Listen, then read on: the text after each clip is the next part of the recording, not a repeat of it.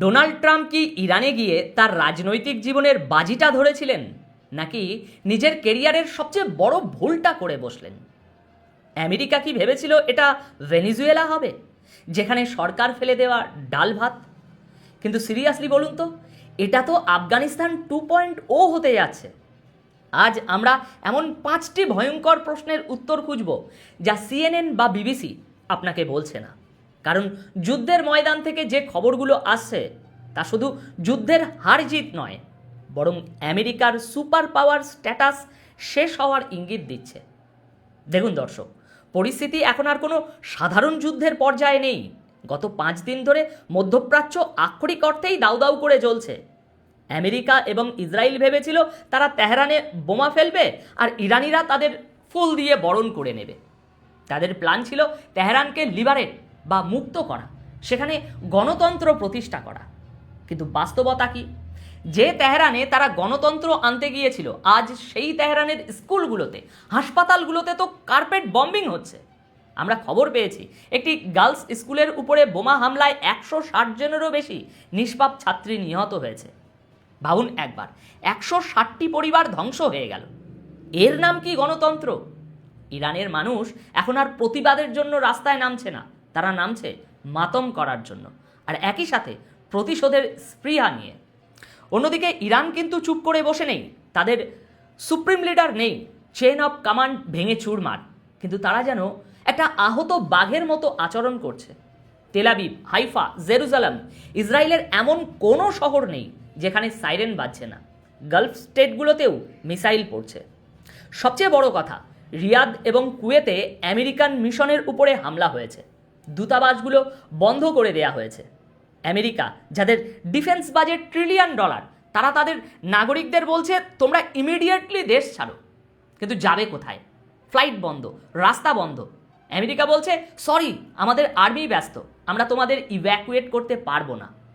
এই হলো বিশ্বের 1 নাম্বার সুপার পাওয়ারের অবস্থা। নিজেদের নাগরিকদের নিরাপত্তা দেওয়ার মুরদ যাদের নেই, তারা গেছে অন্য দেশে গণতন্ত্র উদ্ধার করতে। এবার আসা যাক প্রথম এবং সবচেয়ে গুরুত্বপূর্ণ বিশ্লেষণে। আমেরিকা আসলে এই যুদ্ধটা কেন লড়ছে? আপনারা হয়তো ভাবছেন এটা কোনো জটিল জিওপলিটিক্যাল স্ট্র্যাটেজি, কিন্তু বিশ্বাস করুন, আমেরিকার নিজের প্রশাসনের মধ্যেই কেউ জানে না তারা আসলে কি করতে চায়। আসুন ক্রোনোলজি দেখি তাদের বয়ান কিভাবে পাল্টাচ্ছে। যুদ্ধের প্রথম দিন ট্রাম্প প্রশাসন, রুবিও এবং জেডি ভ্যান্স বললেন আমাদের একমাত্র লক্ষ্য হলো ইরানের নিউক্লিয়ার প্রোগ্রাম ধ্বংস করা। মনে আছে সেই বাংকার বাস্টিং বমগুলোর কথা? তারা বলল ওগুলো দিয়ে ইরানের মাটির নিচের সব ল্যাব ধ্বংস করে দেব। ঠিক আছে, মেনে নিলাম। দ্বিতীয় দিন সুর পাল্টে গেল। ট্রাম্প বললেন না না না, আসলে আমরা ইরানের রিজিম চেঞ্জ করতে চাই, ইসলামিক রিপাবলিককে সরিয়ে নতুন সরকার আনতে চাই। ভালো কথা। তৃতীয় দিন ডিফেন্স সেক্রেটারি এসে বললেন আসলে আমরা ওদের মিসাইল ক্যাপাসিটি কমাতে চাই, ওদের হাত পা ভেঙে দিতে চাই, যাতে ওরা আর মিসাইল ছুটতে না পারে। আর এখন মার্কো রুবিও এক অদ্ভুত হাস্যকর যুক্তি দিচ্ছেন।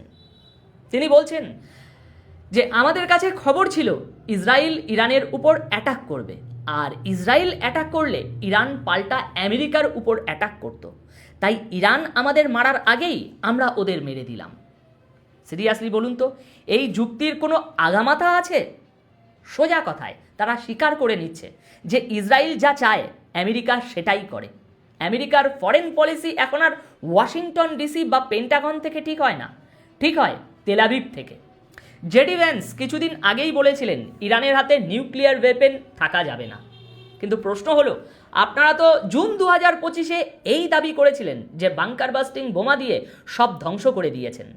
তাহলে এখন আবার নতুন করে কি ধ্বংস করছেন? নাকি আপনারা স্বীকার করছেন যে 2025-এর সেই অপারেশন পুরোপুরি ফেল করেছিল? আজ নিউ ইয়র্ক টাইমস পর্যন্ত লিখতে বাধ্য হচ্ছে যে ট্রাম্প কোনো এক্সিট স্ট্র্যাটেজি ছাড়াই আমেরিকাকে এই যুদ্ধে নামিয়েছেন। অর্থাৎ ঢোকার রাস্তা জানা আছে, কিন্তু বেরোবেন কোন দিক দিয়ে সেটা কারোর জানা নেই। আর এখানেই গল্পের আসল টুইস্ট। ইরানের ফরেন মিনিস্টার, যিনি এখন বলতে গেলে দেশটির সবচেয়ে সিনিয়র জীবিত লিডারদের একজন, তিনি একটি মারাত্মক কথা বলেছেন। তিনি বলেছেন এই যুদ্ধটা আমেরিকার চয়েস বা পছন্দ নয়। আমেরিকা এই যুদ্ধটা লড়ছে ইসরায়েলের হয়ে। তিনি আরও বলেছেন, আমেরিকান সিটিজেনরা এর চেয়ে ভালো কিছু ডিজার্ভ করে, তাদের উচিত তাদের দেশটাকে এই যুদ্ধবাজদের হাত থেকে ফিরিয়ে আনা। চিন্তা করে দেখুন আমেরিকার ভিতরেই এখন কি হচ্ছে। ডোনাল্ড ট্রাম্পের সবচেয়ে বড় সাপোর্টার বেস, যাদের আমরা মাগা বলি, তারা এখন ট্রাম্পের উপর ক্ষিপ্ত। মার্জারি টেইলর গ্রিন, যিনি ট্রাম্পের অন্ধ ভক্ত ছিলেন, তিনি সোশ্যাল মিডিয়ায় লিখেছেন, আমরা এটার জন্য ভোট দেইনি, আমরা আমেরিকা ফার্স্ট চেয়েছিলাম, অন্য দেশের যুদ্ধ লড়তে চাইনি। ট্রাম্প একসময় বুক ফুলিয়ে বলতেন, আমি কোনো স্টুপিড ওয়ার বা বোকা যুদ্ধে জড়াবো না। আর আজ তিনি এমন এক যুদ্ধে জড়িয়েছেন যেখানে তার নিজের দলের লোকজন তাকে প্রশ্ন করছে। সিএনএনের পোলে দেখা যাচ্ছে 60% আমেরিকান এই যুদ্ধের বিপক্ষে। ট্রাম্প ভেবেছিলেন এটা তার প্রেসিডেন্সির জন্য ভালো হবে, কিন্তু এটা এখন তার গলায় ফাঁস হয়ে দাঁড়িয়েছে। এবার আসুন একটু মিলিটারি এবং টেকনিক্যাল দিকটা দেখি। আমেরিকা ভেবেছিল তাদের টেকনোলজি এত হাইফাই যে তারা 4-5 দিনেই সব শেষ করে দেবে। ট্রাম্প বলেছিলেন, আমাদের কাছে আনলিমিটেড সাপ্লাই আছে, আমরা ফরএভার ওয়ার বা অনন্তকাল যুদ্ধ চালাতে পারবো। কিন্তু গ্রাউন্ড রিয়ালিটি কি? অপারেশন এপিক ফিউরির জন্য আমেরিকা $1.5 বিলিয়ন খরচ করে বিল্ড আপ করেছিল, কিন্তু যুদ্ধের ময়দানে তাদের F-15 ফাইটার জেটগুলো, যা বিশ্বের অন্যতম সেরা যুদ্ধ বিমান, সেগুলো কুয়েতের আকাশে ধ্বংস হচ্ছে। 1 মার্চ কুয়েতের আকাশে 3টি F-15 ফাইটার জেট ধ্বংস হয়েছে। আমেরিকা অফিসিয়ালি বলছে ওটা ফ্রেন্ডলি ফায়ার ছিল, মানে ভুল করে নিজেদের প্লেন নিজেরাই মেরে দিয়েছে। দর্শক একটু লজিক দিয়ে ভাবুন। যুদ্ধের ময়দানে কনফিউশন থাকে, মানলাম, একটা প্লেন ভুল করে ধ্বংস হতে পারে, মানলাম, কিন্তু একই দিনে 3টে অত্যাধুনিক যুদ্ধ বিমান নিজেদের গুলিতে ধ্বংস হলো, এটা কি বিশ্বাসযোগ্য? নাকি সত্যটা হলো ইরানের S-300 বা তাদের নিজস্ব তৈরি এয়ার ডিফেন্স সিস্টেম আমেরিকার এই দম্ভ চূর্ণ করে দিয়েছে? আমেরিকা সত্যটা লুকাচ্ছে, কারণ এই প্লেনগুলো ধ্বংস হওয়া মানে তাদের টেকনোলজিক্যাল সুপিরিয়রিটি সেটা ধ্বংস। সবচেয়ে ভয়ের ব্যাপার হলো আমেরিকার মিসাইল স্টক ফুরিয়ে আসছে। পেট্রিয়ট মিসাইল, যা দিয়ে তারা ইরানের মিসাইল আটকাবে, সেগুলো তৈরি করা অনেক ব্যয়বহুল এবং সময় সাপেক্ষ। ব্লুমবার্গ রিপোর্ট করছে সংযুক্ত আরব আমিরাত বা ইউএইর ইন্টারসেপ্টার মিসাইল আর মাত্র 1 সপ্তাহ চলবে। কাতারের স্টক শেষ হবে 4 দিনে। আমেরিকা এখন ইউক্রেন ফ্রন্ট থেকে, ইন্দো প্যাসিফিক থেকে মিসাইল ধার করে আনছে। অন্যদিকে ইরান, তারা বলছে, আরে দাঁড়ান, আমরা তো এখনো আমাদের আসল খেলাই শুরু করিনি, আমাদের ফাতা হাইপারসনিক মিসাইল তো এখনো পকেটেই আছে, আমাদের কাছে মাসের পর মাস যুদ্ধ চালানোর রসদ আছে। ট্রাম্প ভেবেছিলেন এটা হবে 100 মিটার স্পিড দৌড়, কিন্তু ইরান এটাকে ম্যারাথনে পরিণত করেছে, আর এই ম্যারাথনে আমেরিকার দম ফুরিয়ে আসছে। সুতরাং দর্শক, এত সময়ে আপনারা নিশ্চয়ই বুঝে গিয়েছেন যে আমেরিকা কিভাবে লক্ষ্যহীনভাবে এই যুদ্ধে নেমেছে। কিন্তু গল্পের সবচেয়ে ভয়ানক এবং ডাটি চ্যাপ্টারটা এখন খুলতে যাচ্ছি।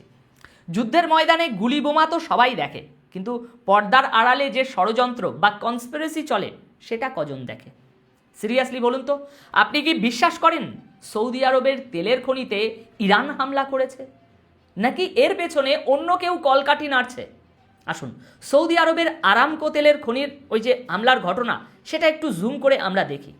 আমেরিকা এবং পশ্চিমীরা প্রথমেই আঙুল তুলল ইরানের দিকে, বলল, দেখো ইরান কত খারাপ, ওরা সৌদি আরবে হামলা করেছে।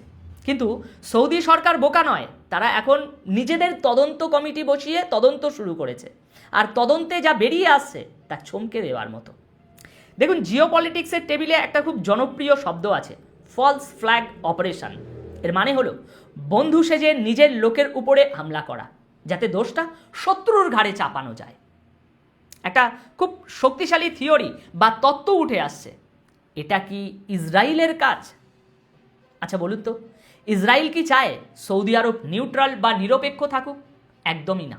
তারা চায় সৌদি আরব পুরোপুরি এই যুদ্ধে নামুক, আর সৌদি আরবকে যুদ্ধে নামানোর একটাই উপায়, তাদের উপরে হামলা করা এবং বলা যে এটা ইরান করেছে। আর এটাই হলো আসল খেলা। সৌদি আরব যদি এই ফাঁদে পা দেয়, তবে পুরো মুসলিম বিশ্ব 2 ভাগে ভাগ হয়ে যাবে। শিয়া বনাম সুন্নি, ভাইয়ে ভাইয়ে লড়াই শুরু হবে। আর লাভ হবে কার? অস্ত্র ব্যবসায়ীদের এবং ইসরায়েলের। রিয়াদ যদি তদন্ত করে প্রমাণ পায় যে তাদের সাথে গেম খেলা হয়েছে, তবে এই পুরো জোট তাসের ঘরের মতো ভেঙে পড়বে। আমেরিকা তখন একা হয়ে যাবে। এবার একটু অঙ্কের ক্লাসে যাওয়া যাক। দেখুন, যুদ্ধের ময়দানে আবেগ দিয়ে যুদ্ধ হয় না, যুদ্ধ হয় লজিস্টিক দিয়ে। আমেরিকা দাবি করছে তাদের কাছে আনলিমিটেড বা অফুরন্ত মিসাইল আছে, কিন্তু বাস্তবতা হলো প্যাট্রিয়ট মিসাইল বা আকাশ প্রতিরক্ষা ব্যবস্থার মিসাইলগুলো তৈরি করতে কয়েক মাস, এমনকি বছরও সময় লেগে যায়। এক একটা মিসাইলের দাম $1 মিলিয়ন। অন্যদিকে ইরান কি করছে? তারা ব্যবহার করছে সস্তা ড্রোন এবং ব্যালিস্টিক মিসাইল। এক একটা ড্রোন বানাতে খরচ হয় হয়তো কয়েক হাজার ডলার। এখন ভাবুন, $20,000 একটা ড্রোনকে মারার জন্য আমেরিকা যদি $2 মিলিয়ন মিসাইল মারে, তাহলে দেউলিয়া কে হবে? ব্লুমবার্গ রিপোর্ট করছে সংযুক্ত আরব আমিরাত বা ইউএইর ইন্টারসেপ্টর মিসাইল আর মাত্র 1 সপ্তাহ চলবে। কাতারের স্টক শেষ হবে 4 দিনে। আমেরিকা এখন ইউক্রেন ফ্রন্ট থেকে, ইন্দো প্যাসিফিক থেকে মিসাইল ধার করে আনছে। এর মানে হলো আমেরিকা বিশ্বের অন্যান্য জায়গায় দুর্বল হয়ে পড়ছে। চীন নিশ্চয়ই বসে বসে এই তামাশা দেখছে এবং হাসছে। ইরান হরমুজ প্রণালী কার্যত ব্লক করে দিয়েছে। বিশ্বের প্রায় 20 থেকে 21 মিলিয়ন ব্যারেল তেল প্রতিদিন এই সরু পথ দিয়ে পার হয়। ইরানের রেভলিউশনারি গার্ড বা আইআরজিসি স্পষ্ট বলে দিয়েছে, এখান দিয়ে যদি কোনো জাহাজ যাওয়ার চেষ্টা করে আমরা সেটা জ্বালিয়ে দেব। এর ফলাফল, ইউরোপে গ্যাসের দাম অলরেডি 50% বেড়ে গেছে। ক্রুড অয়েল এখন $80 আশপাশে ঘুরছে।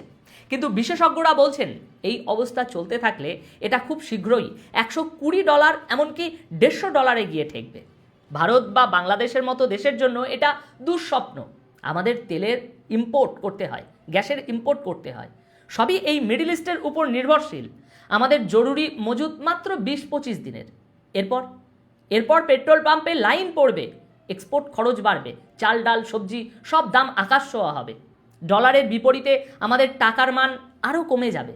অর্থাৎ বোমা পড়ছে তেহরানে, কিন্তু আগুন লাগবে আপনার মানি ব্যাগে। কাতার, যারা বিশ্বের অন্যতম বড় গ্যাস এক্সপোর্টার, তারা তাদের অপারেশন বন্ধ করে দিচ্ছে। সাপ্লাই চেন ভেঙে পড়ছে। আমেরিকা হয়তো নিজের তেল দিয়ে কিছুদিন তাদের চলে যাবে, কিন্তু এশিয়া এবং ইউরোপের কি হবে? আমেরিকা কি আমাদের কথা ভেবেছে? একদমই না। তারা তাদের ইগো বা অহংকারের যুদ্ধে আমাদের বলি দিচ্ছে। দর্শক, যুদ্ধের অর্থনীতি বা পলিটিক্স তো বুঝলাম, কিন্তু এখন সবচেয়ে বড় প্রশ্ন হলো এই যুদ্ধ শেষ হবে কবে? আদেও কি শেষ হবে, নাকি আমরা আরও একটা অনন্ত যুদ্ধের দিকে এগিয়ে যাচ্ছি? দেখুন, আমেরিকার যুদ্ধের স্ট্র্যাটাজি ছিল খুব পুরনো। তারা ভেবেছিল সাপের মাথা কেটে ফেলবো, সাপ মরে যাবে। মানে ইরানের সুপ্রিম লিডার বা টপ জেনারেলদের মেরে ফেললেই যুদ্ধ শেষ। কিন্তু তারা ভুলে গেছে ইরান এখন আর ওই সাপের মতো নয়। ইরান এখন ওই গ্রিক মাইথোলজির হাইড্রার মতো, একটা মাথা কাটলে 10টা নতুন মাথা গজাচ্ছে। ইরান গত কয়েক বছরে তাদের ডিফেন্স সিস্টেমকে ডিসেন্ট্রালাইজ করেছে। একে বলা হয় মোজাইক ডিফেন্স। এর মানে হলো তেহরানে বসে কেউ অর্ডার না দিলেও বর্ডারে থাকা একজন ছোট কমান্ডারও স্বাধীনভাবে মিসাইল ছুটতে পারে। এখন আমেরিকা কনফিউজড, তারা কাকে মারবে? ইরানের সুপ্রিম লিডার নেই, চেইন অফ কমান্ড নেই, কিন্তু মিসাইল তো থামছে না, উল্টো আরও অ্যাগ্রেসিভ হচ্ছে। ইরানের ফরেন মিনিস্টার বলেছেন, আমাদের মিলিটারি ইউনিটগুলো এখন আউট অফ কমান্ড, আমরা চাইলেও ওদের থামাতে পারবো না। তাহলে চিন্তা করুন পরিস্থিতিটা। আমেরিকা এখন এমন একটা শত্রুর সাথে লড়ছে যার কোনো নির্দিষ্ট মাথা নেই। আপনি বাতাসের সাথে যুদ্ধ করতে পারেন না। আর এটাই হলো ইরানের সবচেয়ে বড় চাল। দেখুন, যুদ্ধের একটা নিয়ম হলো শেষে গিয়ে টেবিলে বসতে হয়, সন্ধি করতে হয়। কিন্তু আমেরিকা এখন একটা বিশাল বড় ভুল করে বসেছে। তারা ইরানের সাথে কথা বলার মতো যে লোকগুলো ছিল সেই লোকগুলোকেই মেরে ফেলেছে। এখন আমেরিকা যদি যুদ্ধ থামাতেও চায়, কার সাথে কথা বলবে, কার সাথে সন্ধি করবে?